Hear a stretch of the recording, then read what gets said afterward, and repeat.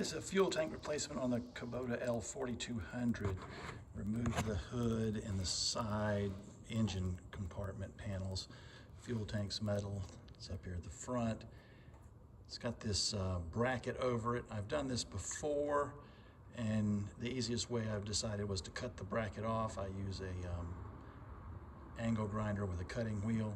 Cut this top plate right there off and remove it. I've got bolts here in the front that have to come off on this firewall. Get those, and then we'll slowly remove fuel lines. And then the next step is to access bolts at the bottom of the tank.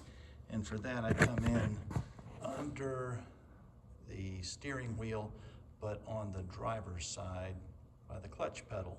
There's an access point. There are bolts holding on this top stabilizer bar.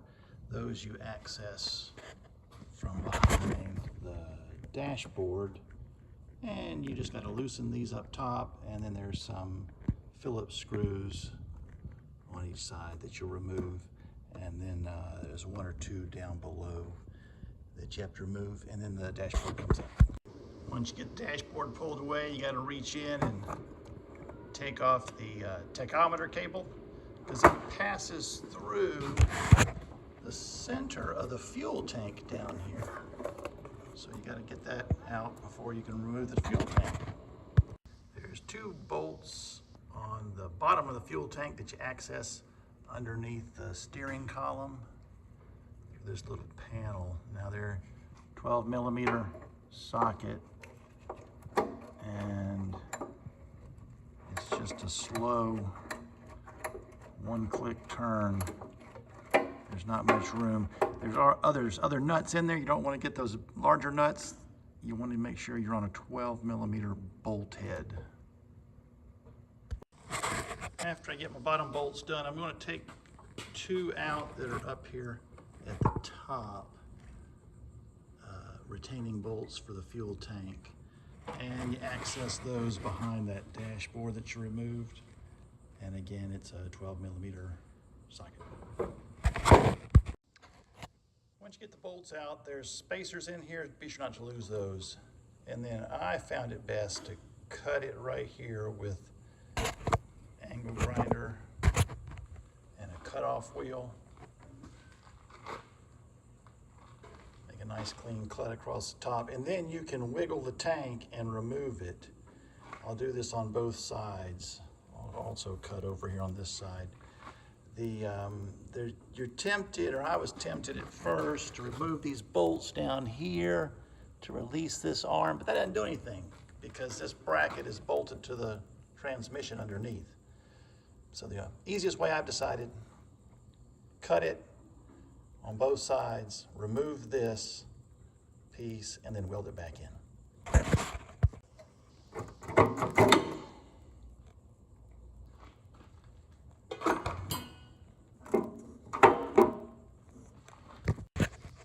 Once the tank's loose, you can rock it enough after you take out the spacers that are back here. Take these spacers out. You can rock it back enough to start to wiggle out the firewall shield. But I forgot one step, and that is the shutoff cable also passes through the fuel tank, and you disconnect that right here. This is what I'll do. I'll disconnect it right here with a Phillips screwdriver, and then pull the cable out through the firewall, and then it'll come out through the tank. Don't allow my oops to be your oops. Initially on this old tank, the firewall bolts, which go in here, had